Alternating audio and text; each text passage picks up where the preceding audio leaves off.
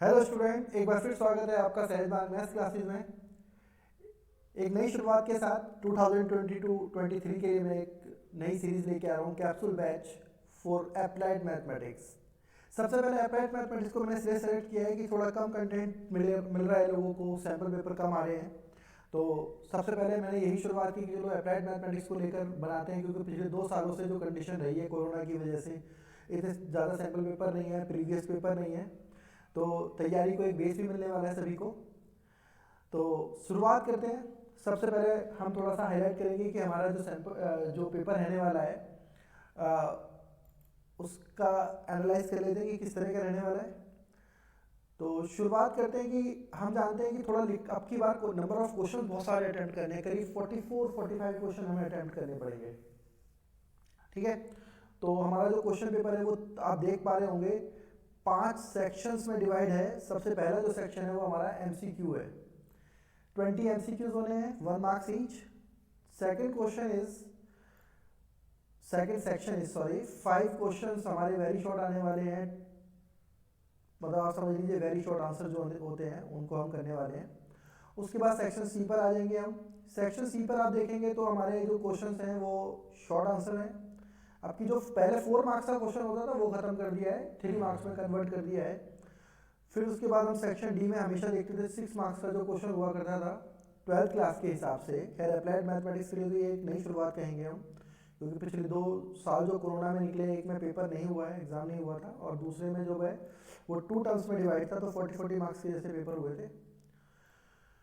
उसके बाद हम आगे बात करें तो सेक्शन ई एक नया इंट्रोडक्शन दे दिया गया है कि भैया आपको जो है ना केस स्टडी करनी पड़ेगी। पहले केस का जो था कंडीशन जो थी वो हमारी एमसीक्यू वाले टॉपिक में डाल दिया गया था, केस स्टडी के 2-3 क्वेश्चन या 3-4 क्वेश्चन जो आपने लास्ट ईयर देखे थे इसी टाइप से। लेकिन इस बार सेक्शन ई जो है स्पेशली केस स्टडी बेस्ड है।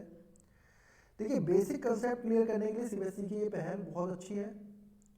मैंने कई क्वेश्चंस को रीड किया है, बहुत बेसिक तरीके से क्वेश्चन पूछे जा रहे हैं, ताकि ऐसा नहीं है कि नंबर नॉलेज गेन करने के लिए इसका मेन ऑब्जेक्टिव रखा गया है।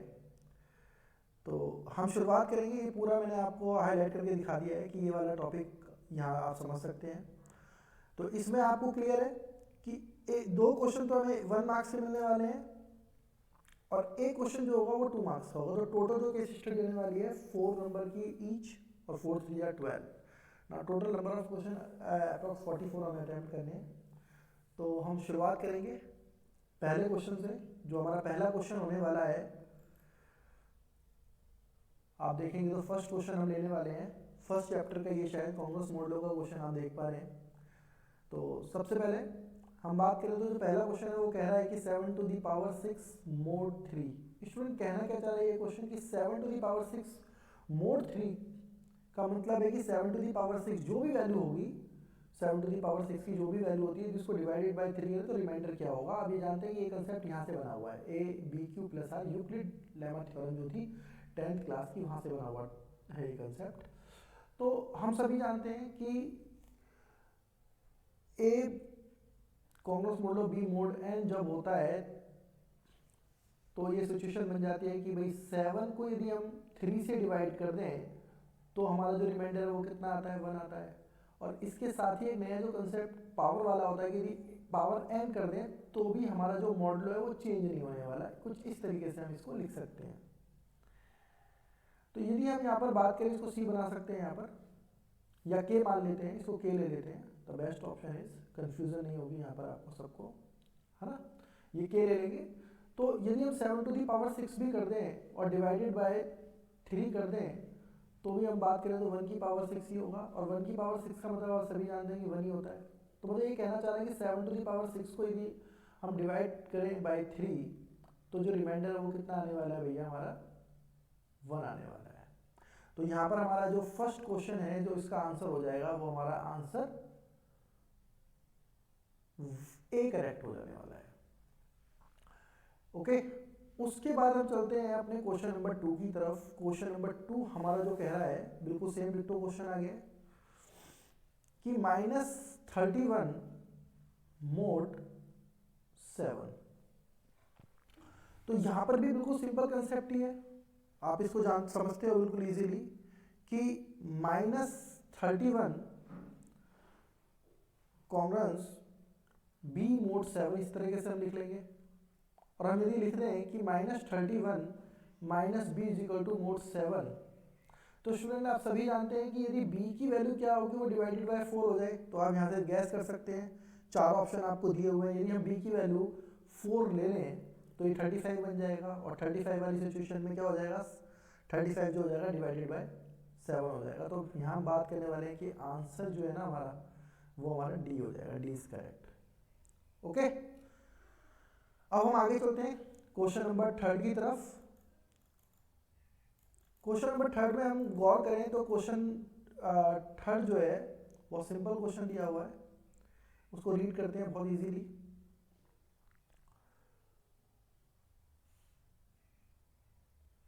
क्वेश्चन नंबर 3 में देखें तो टोटल नंबर ऑफ स्टूडेंट 1000 है, 17% boys and 80% girls are the pass. If total pass percent is 76, then the boy of girls is. देखिए इस क्वेश्चन को करने का वो सिंपल लॉजिक है कि यदि हम नंबर ऑफ गर्ल्स को या नंबर ऑफ बॉयज को हम x मान लें, ठीक है ना, और नंबर ऑफ गर्ल्स जो है वो हमारी क्या हो जाए y, तो हम कह सकते हैं कि टोटल स्टूडेंट थे हमारे पास x plus Y is equal to 1000। ये इजी है क्वेश्चन, ज़्यादा टफ नहीं है, मैं आपको बताऊं। उसके बाद हम देखें तो ये जो क्वेश्चन है वो कह रहा है कि 76% ओवरऑल पास है, मतलब टोटल पास जो है, ये हम इसे कंबाइंड मीन से जोड़ सकते हैं। तो कंबाइंड मीन जो है ना, कंबाइंड एवरेज जो है, ठीक है, वो हमारा 76% है, 76 मान सकते हैं। और जो बॉयज़ वाला है वो हमारा 70% हो गया, ठीक है ना, एक्स बी बोल सकता हूँ मैं बार ऑफ, फिर एक्स सी बोल सकता हूँ मैं यहाँ पर, गर्ल्स वाला एक्स जी बोलेंगे इसको हम। ये हमें दिया हुआ है, तो ये हमें दिया हुआ है 70% और ये हमें दिया हुआ है 80%। तो स्टूडेंट कंबाइंड मीन का एक फॉर्मूला हुआ करता था, उसी फॉर्मूले को मैं यूज़ कर रहा हूँ यहाँ पर। नंबर ऑफ बॉयज़ हमारे पास x है और इनका जो मीन है पास होने का वो plus y number of girls हैं हमारे पास, और इसका जो मीन दिया हुआ है वो हमें एक्स जी से रिप्रेजेंट कर दिया। नाउ x प्लस वाई, ये सब हम ही जानते हैं कि कितना हो जाएगा, ये हमें 76 दिया हुआ है, ये हमारे पास 70x हो जाएगा, ये हमारा 80y हो जाएगा अपॉन 1000। तो स्टूडेंट यदि इस इक्वेशन को हम सॉल्व करें तो लगभग हमें इक्वेशन मिलने वाली है 7x plus 8y is equal to 7600। ये हमारी इक्वेशन सेकंड हो गई है, और जो हमें ऊपर मिली थी वो इक्वेशन फर्स्ट थी। अब इससे आप एलिमिनेट करके आप वैल्यू निकाल सकते हो। यदि हम 7x से मल्टीप्लाई करते हैं, नंबर ऑफ बॉय गर्ल्स हमें निकालनी है, तो नंबर ऑफ बॉयज़ को हम एलिमिनेट कर देंगे। तो ये स्टूडेंट हमने 7 से मल्टीप्लाई करा है, देन 7000, ओके, नॉट 8000। तो अभी आप सबको पता चल गया है कि y इज इक्वल टू हमारा 600 आ गया, 600 गर्ल्स हैं। तो यहाँ पर जो क्वेश्चन नंबर 3 के लिए मैं बात करूँगा, तो क्वेश्चन नंबर 3 के लिए जो आंसर है मेरा वो भी करेक्ट हो जाएगा, ओके। उसके बाद हम बात करते हैं कि एक certain tank can be filled by pipe A in 12 minutes and B can empty the tank in 80 minutes। मतलब एक पाइप तो फुल कर रहा है, ठीक है, और दूसरा पाइप क्या कर रहा है, उसको खाली कर रहा है, ठीक है। तो ये जो डिफरेंस है ये हमको क्या करना है, ये चीज़ अब हम करेंगे, इसको चेंज करना चाहेंगे तो हम कैसे करेंगे, देखो हम इसमें 1 मिनट का वर्क निकालेंगे ए का, और बी का भी 1 मिनट का वर्क निकालेंगे। तो वो कहता है कि both pipe are open then the time it take to fill the tank, ठीक है ना। ये क्वेश्चन में थोड़ा सा चेंज है, ये दोनों ओपन के लिए होंगे, ठीक है। तो अब हम बात करना चाहेंगे इस क्वेश्चन की, तो हम बात करते हैं, देखो इसमें ना ये एक certain tank can be filled है ना, ये भी आई थिंक यही होगा कि कैन एम्प्टी, मतलब एक साथ ये क्या कर रहा है, खाली कर रहा है, ठीक। तो सीधा सीधा है 1/12। तो चलो शुरुआत करते हैं इसकी, ओके। तो अब इसकी शुरुआत करते हैं हम इस तरीके से कि भाई 1 मिनट में कितना करता है काम, उस हिसाब से कर लेंगे इसको। तो ये 1/12, ठीक, और ये 1/18। यदि हम इसको सॉल्व करें तो ये हमारा जाएगा 72, और ये 6 + 4 देन 10/72। ये दोनों मिलके काम कर रहे हैं। ये जो मुझे लग रहा है कि लास्ट वाले जो पाइप बी वाली कंडीशन है एम्प्टी नहीं होगा, ये भी हमारा फिल्ड ही होगा, ठीक है, और दोनों मिलके काम करेंगे, देन गेट 72/10, तो 7.2 आवर आ जाएगा। ये आप बेसिक 8th या 7th क्लास के कंसेप्ट जुड़े हुए हैं जो हमारी ये नंबर क्वांटिफिकेशन वाली एक्सरसाइज उसी से है, यूनिट से है, फर्स्ट यूनिट जो है। उसके बाद ये क्वेश्चन नंबर 4 था हमारा, थर्ड नहीं है। इसका जो ऑप्शन नंबर है वो हमारा करेक्ट है सी। ओके, उसके बाद बात करते हैं फिफ्थ की। फिफ्थ की हम बात करें तो फिफ्थ में आप देखो बिल्कुल सिंपल क्वेश्चन आपको दिया था, मैट्रिक्स। तो मैट्रिक्स तो भाई सब जानते ही हो यार, मैट्रिक्स के बारे में तो आप सबको पता है कि मैट्रिक्स तो एक सबसे स्कोरिंग सब टॉपिक रहता है कि मैट्रिक्स हम कर लें तो अच्छा स्कोर आ जाएगा, है ना। तो उसी पे काम करेंगे अभी हम। हाँ, तो यूनिट मैट्रिक्स क्या होती है? हाँ, यूनिट मैट्रिक्स की बात करें तो सभी जानते हैं जिसका जिसका डिटरमिनेंट 1 हो जाए, पहचान है कि भाई डायगोनल एलिमेंट्स जो होते हैं वो यूनिट होते हैं 1 1। और देखिए यहाँ पर हम गौर करें तो जो यूनिट मैट्रिक्स है ना, उसका जो डायगोनल है वो कहाँ से शुरू होगा? प्रिंसिपल एलिमेंट से। और प्रिंसिपल एलिमेंट हमेशा A11 होता है, तो ये तो पॉसिबल नहीं है कि पहला हमारा डायगोनल एलिमेंट 0 हुआ है। दूसरा सिमेट्रिक मैट्रिक्स गिवन है। सिमेट्रिक मैट्रिक्स कब होता है? जब हम उसका ट्रांसपोज करते हैं। तो यदि हम इसका ट्रांसपोज करें तो हमें ए मिलना चाहिए, लेकिन मुझे नहीं लग रहा कि यहाँ पे इसका ट्रांसपोज करने पे हमें ए मिलने वाला है, राइट। तो यहाँ में मिलने वाला है 0 1 -1 0, तो ये तो नहीं मिलेगा, ये तो सिमेट्रिक तो नहीं हो सकती है। वैसे मैंने आपको पहचान बताई होगी, नहीं बताई तो यहाँ देख लीजिए आप। ये माइनस यदि हम इसका कॉमन ले रहे हैं तो 0 1 -1 0, तो ये यार ये मैट्रिक्स की इक्वल आ रही है, वो मैट्रिक्स हमारी ए होती है। और मैंने आपको बताया होगा, मेरी प्रीवियस वीडियो मैट्रिक्स के लिए पढ़ी है, आप देख सकते हैं मेरी प्लेलिस्ट पे जाकर। मैंने उसमें आपको बताया होगा कि जो हमारी इसकी सिमेट्रिक मैट्रिक्स होती है उसके डायगोनल एलिमेंट्स कैसे होते हैं, 0, और वो आप देख पा रहे हैं, ये हमारी इसकी सिमेट्रिक मैट्रिक्स है। तो जो क्वेश्चन नंबर हमारा 5 है, इसका जो करेक्ट आंसर है वो क्या हो जाएगा स्टूडेंट? सी हो जाएगा। ओके, उसके बाद हम चलते हैं क्वेश्चन नंबर 6 पर। तो इसमें कह रहा है कि एक मैट्रिक्स है A + B, फिर 2 5 और B, ये देख रहे हैं आप। यहाँ देखिए ट्रांसपोज का साइन लगा है, तो ट्रांसपोज साथ साथ कर देते हैं ना, एमसीक्यू क्वेश्चन है, क्यों टाइम ले रहे हैं हम इतना? 6 5। अच्छा, ट्रांसपोज का मतलब क्या होता है? Interchange between row and column. जो रो है वो कॉलम और जो कॉलम है वो रो। तो अब हम यहाँ कंपेयर करें तो कंपेयर करने से हमारा क्या फायदा हो जाएगा? आप सभी जानते हैं कि A + B = हमें 6 मिल जाने वाला है, ठीक है ना। A + B = हमें क्या मिल जाएगा? 6, और B = 2। तो यदि हम A की बात कर लें तो 6 - B, सॉरी 6 - B हमारा क्या होने वाला है? 6 - 2 देन 4। तो स्टूडेंट क्वेश्चन नंबर 6 का जो आंसर होने वाला है वो हमारा हो जाएगा, चलते हैं अभी हम आगे।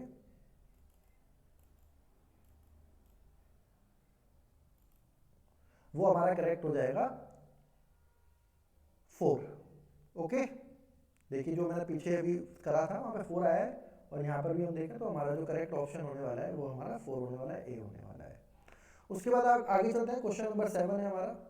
7 पर हम जब पहुँचे तो हमें मिलेगा कि 3/3 एक मैट्रिक्स है, और ये कंसेप्ट आपने बहुत बार पढ़ा होगा, याद होगा। मैंने कहा ना, मेरी प्रीवियस वीडियोस पे जाइए, प्लेलिस्ट पे जाइए, वहाँ पे मैट्रिक्स की जो वीडियोस है वहाँ देख सकते हैं। मैट्रिक्स और डिटरमिनेंट का ये कंसेप्ट है।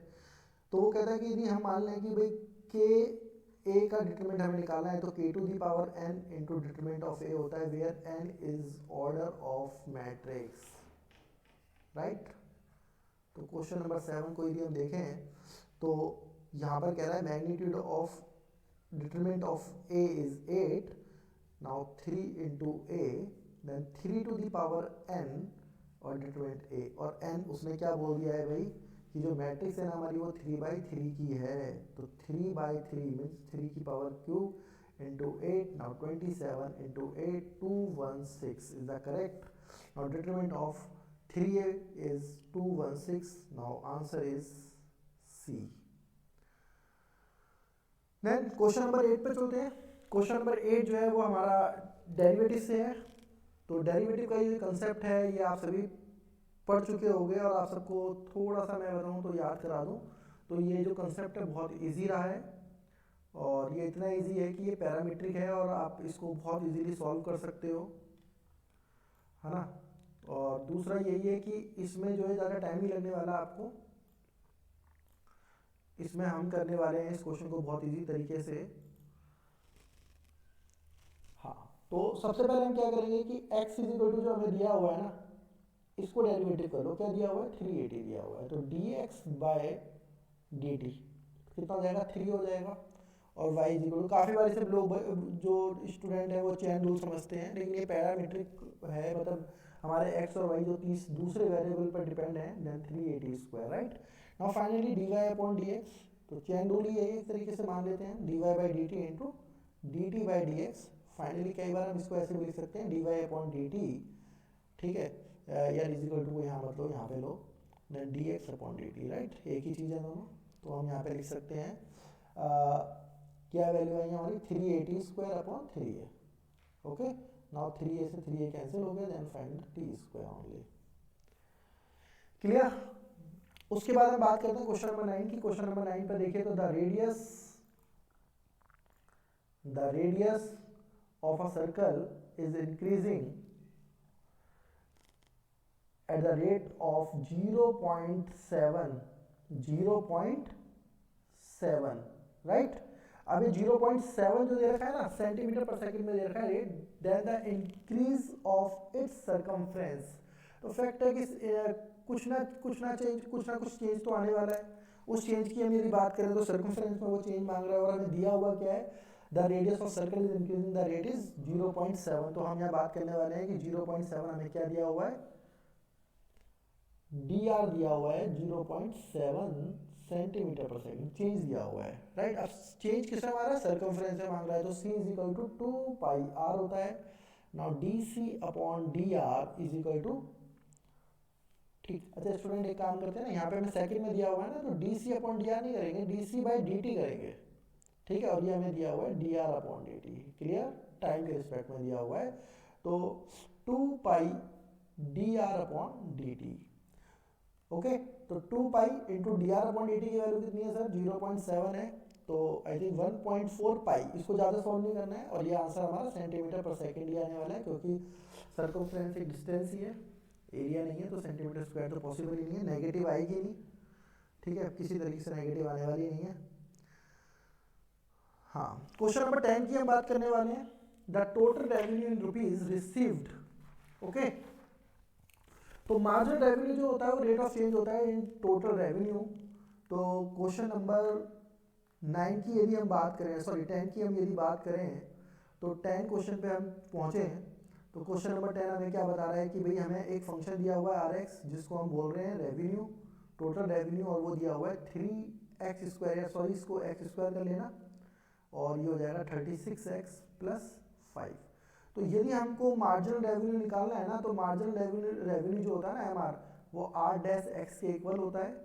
तो सर ये आ जाएगा हमारा 6x प्लस 36, और now at x is equal to 15, क्या वैल्यू हो जाएगी 6 into 15 plus 36, 90 plus 36 get 126, okay. Now next question is the probability distribution of the discrete random variable x is given। तो स्टूडेंट k की value, ये तो मान के चलो कि बोर्ड एग्जाम में भी क्वेश्चन ये आने वाले हैं, मैं आपको बता रहा हूँ ये क्वेश्चन जो है ना, क्वेश्चन जो है वहाँ पे आने वाले हैं, कहाँ पे, बोर्ड एग्जाम में भी आने वाले हैं ये क्वेश्चन, क्योंकि इसी टाइप का पेपर बनने वाला है। तो क्वेश्चन नंबर 11 की तरफ चलें, तो हम जानते हैं कि समीशन ऑफ px जो होता है ना प्रोबेबिलिटी डिस्ट्रीब्यूशन में, वो क्या होता है, 1 होता है। मतलब जितनी भी आपको दी हुई है ना प्रोबेबिलिटीज, ये वाली जो प्रोबेबिलिटीज आप देख पा रहे होगे 5 अपॉन के, 7 अपॉन के, 9 अपॉन के, 11 अपॉन के, इनका सम जो होता है वो 1 के इक्वल होता है। तो ठीक है, ये वेरिएबल लिखे हुए हैं, इनको हम वैसे भी लिख लेते हैं P2 plus P3 plus P4, लेकिन यहाँ पे इतना नहीं करने वाले, यहाँ पे समीशन करके लिखेंगे, only find the value of k। तो स्टूडेंट आप जानते हैं यहाँ क्या करना है हमको, इनको हमें ऐड कर देना है। तो चलो चलते हैं हम इस पे आगे। तो 5 अपॉन के प्लस 7 अपॉन के प्लस 9 अपॉन के प्लस 11 अपॉन के इज इक्वल टू 1।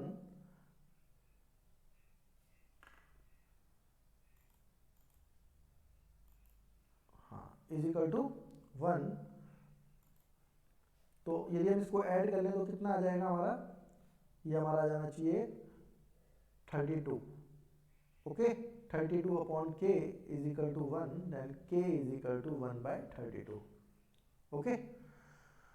उसके बाद हम बात करेंगे consider the following hypothesis test, ठीक। स्टूडेंट ये बहुत यूनिक क्वेश्चन है और कई बार पूछा गया है स्टैट्स में, तो खैर आपके सिलेबस में तो अब की बार ही है ये। तो इसमें बहुत सिंपल, मैं आपको लॉजिक बताता हूँ, बहुत सिंपल फॉर्मूला लगने वाला है।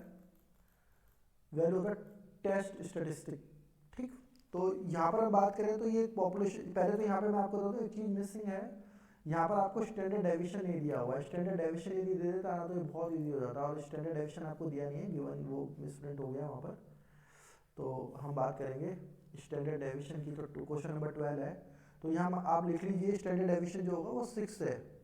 ठीक है, तो जो फॉर्मूला है ना जेड का वो बनेगा x minus mu naught upon sigma upon under root N. ये सब जानते हैं आप, एरर होती है। तो यहाँ पर हम बात करें तो जो मीन हमें दिया हुआ है वो सैंपल मीन जो दिया हुआ है वो कितना दिया हुआ है, हमें देखिए गौर से लिखा हुआ है कि जो म्यू है ना वो 25 दिया हुआ है, और जो सैंपल मीन हमें लेके चलना है ना एक्स बार, ठीक है, वो हमारा 26.4 है। इसको आप सॉल्व कर लेंगे, और ये आपका 25 अपॉन, ये आपका मैंने बोला था ना कि आप इसको 6 लेंगे और रूट आपका ये जो है 40 है। यदि आप इसको सॉल्व कर लेंगे तो पूरा जो आंसर आपका आने वाला है 1.48 आ जाएगा। इसको सॉल्व कर सकते हैं आप इजीली। उसके बाद क्वेश्चन नंबर 3 है, a specific characteristic of the population is known as. ठीक है, तो अभी मैं आपको क्लियर करता हूँ कि जो कैरेक्टरिस्टिक होता है पॉपुलेशन का उसको हम किसके नाम से जानते हैं, पैरामीटर्स के नाम से जानते हैं, और जो कैरेक्टरिस्टिक होता है हमारा किसका, सैंपल का, उसको हम स्टैटिस्टिक के नाम से जानते हैं। तो जो पॉपुलेशन है उसके कैरेक्टरिस्टिक को हम किसके नाम से जानेंगे, पैरामीटर के। तो क्वेश्चन नंबर जो 13 है हमारा, 13 जो है उसका जो आंसर होने वाला है वो कितना हो जाएगा स्टूडेंट, वो हमारा हो जाएगा B. B is correct. Okay, question number 13 का बी हो जाएगा। क्वेश्चन नंबर 14 की यदि हम बात करें तो which of the following can not be the component of the time series. Component of time series, component of time series means 4 components होते हैं, seasonal, trend, cycle and irregular. Irregular यहाँ दिया नहीं है, और ये कह रहा है can not be component for the time series. तो all are the component of the time series, none of this is the correct answer. इनमें से कोई नहीं है ऐसा जो हमारी टाइम सीरीज का कंपोनेंट नहीं हो सकता। All are the component of the time series, right. Now 15 question is, seasonal variation mean the variation occurred within number of years, part of year, part of a month, none of this। देखिए यहाँ पे थोड़ा सा condition है कि जब हम seasonal variation की बात करें तो पार्ट ऑफ मंथ भी होना चाहिए था पार्ट, लेकिन यहाँ पर जो हम करेक्ट आंसर लेंगे पार्ट ऑफ ईयर होगा, क्योंकि हम ईयरली चीज़ें देखते हैं। यदि आप कंसेप्ट पढ़ेंगे तो उसमें पार्ट ऑफ ईयर दिया हुआ है, तो मेरे हिसाब से जो इसका आंसर होने वाला है वो आंसर हो जाएगा आपका ऑप्शन नंबर बी। तो स्टूडेंट इस वीडियो में इतना ही। 15 क्वेश्चन मैंने आपको एमसीक्यूज करा दिए हैं। अभी हमारे करीब 29 क्वेश्चन अप्रॉक्स बचे हुए हैं। नेक्स्ट वीडियो में फिर मैं आपके लिए लेके आऊँगा आगे के क्वेश्चन 16 to 30। तो यदि आपको वीडियो पसंद आ रही है तो लाइक कर दीजिए, चैनल को सब्सक्राइब कर लीजिए। नेक्स्ट वीडियोस के लिए नोटिफिकेशन के लिए आप तैयार रहिए और बने रहें, जुड़े रहें। Thank you very much, good bye.